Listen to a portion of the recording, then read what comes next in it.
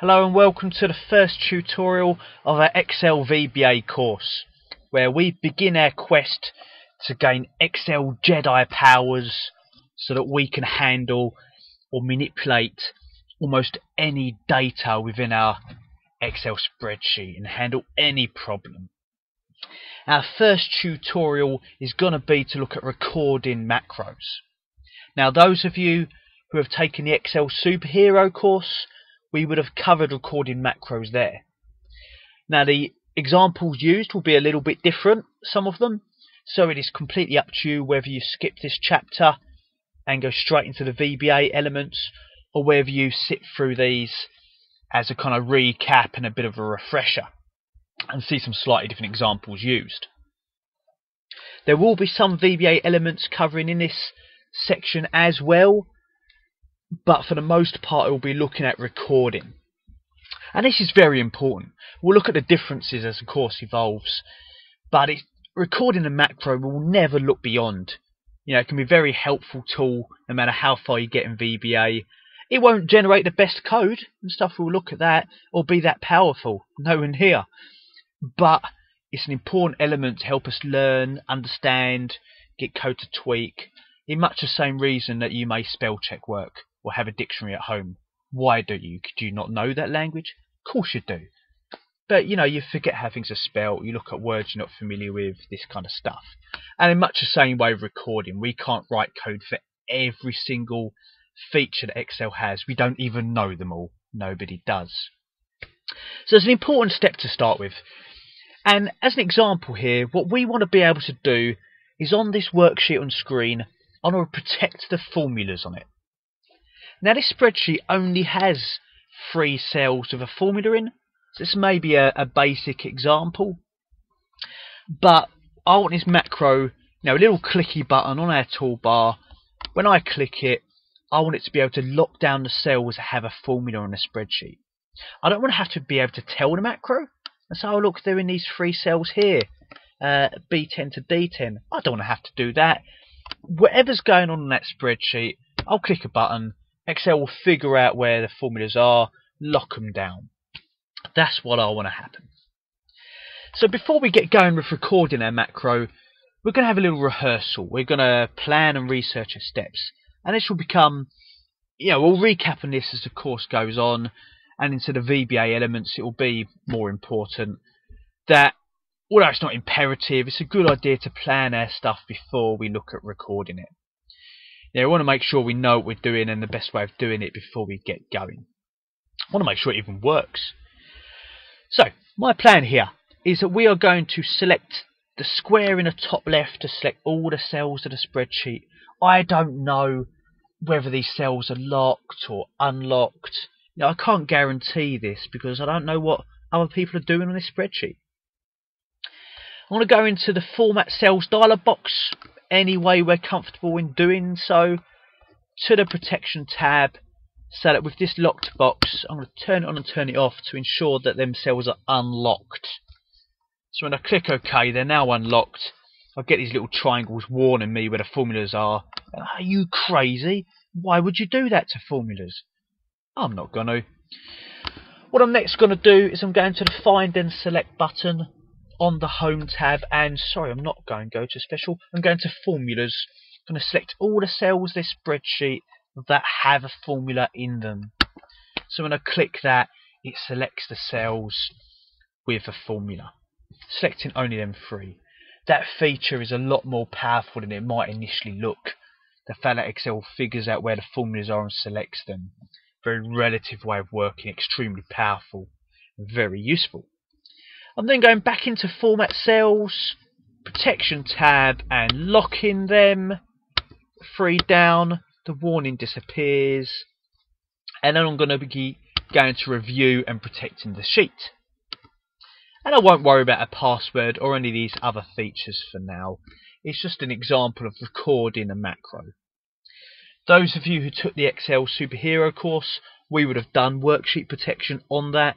So the reasons why we're unlocking cells and locking cells and the features in here will be more, you know, you'll understand things more You may know it from outside doing that course. But now I've protected that sheet, that is done. Now I haven't recorded a macro yet, I've just kind of rehearsed what I want to do.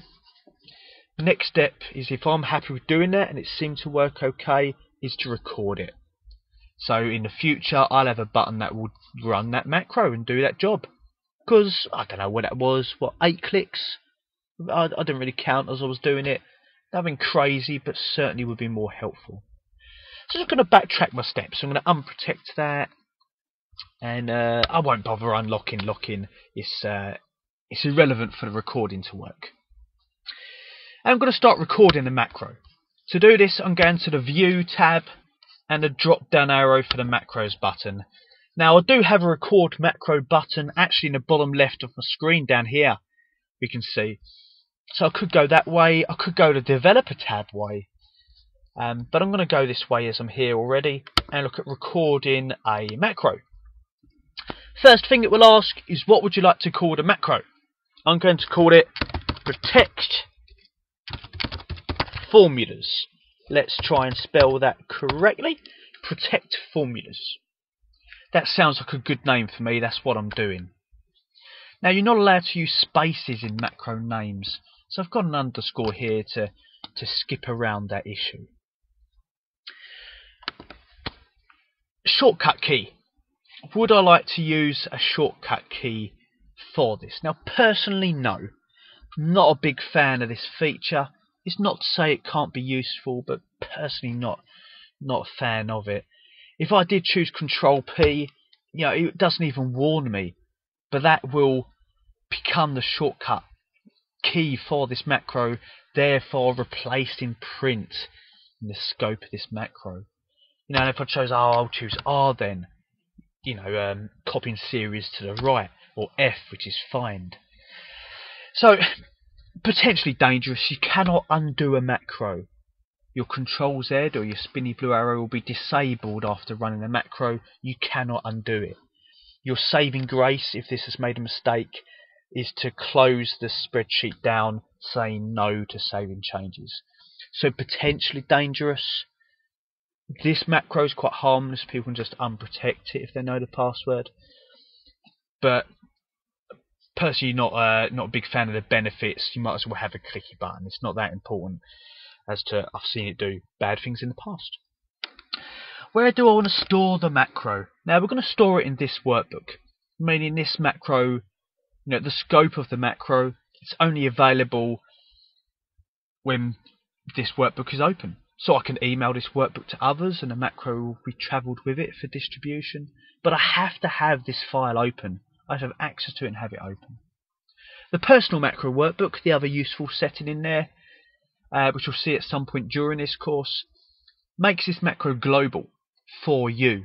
So the word personal, it's available only to you. It's on your login, your kind of roaming profile in a business scenario.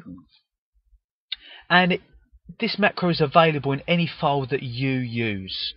You don't have to have it open. It's a hidden file, this personal workbook. Sort of like a template. And it just sits behind the scenes, making these macros available to you at any file that you use, not for others. So pros and cons to them two different settings. For now I'm going for this workbook. I won't worry with a description, but here, actually let's type one in. I'll just say that this macro protects cells containing formulas on the current sheet. There you go, that's what it does. And I'll click OK. So that's going to begin to record our macro. I can see in the bottom left hand corner of my screen that there's a blue square on the status bar. That's my stop button. We'll be pressing that when we want to finish recording. So let's get this job done. This video is getting a little bit larger in length. So, running through our steps. The square in the top left to select all the cells on this whole worksheet. Home tab, arrow in the corner of that number group to open up the format cells dialog box, or however you'd like to get that done. Protection tab, make sure they're unlocked. I'm going to turn it on and turn it off again to force that into play, and to click OK so the cells are unlocked. And I can see the green triangles appear there. Straight into the Find and Select button on the Home tab and tell it to select all the cells that contain a formula. It grabs them free. Back into the Format Cells dialog box using this arrow or some other approach. Protection tab, lock the cells. Lock the selected cells. Done. Now what I'm going to do is go into, what I might do actually first is I'm going to click a vacant cell to deselect them. Review tab, protect the sheet, and just click OK. I don't want to change any of them settings. That is protected. I'm going to go straight to that blue square down the bottom and stop the recording. I see the blue square disappear, replaced with the record macro button. So my macro is done. No nice messages appearing, saying congratulations, Alan. That is a fantastic macro you've just created. Well played. Nothing like that. We have to have a little bit of faith that it must have worked. I don't have a clicky button at the moment to run that. We're going to look at different techniques for that over the coming tutorials. But for now, we have our first macro.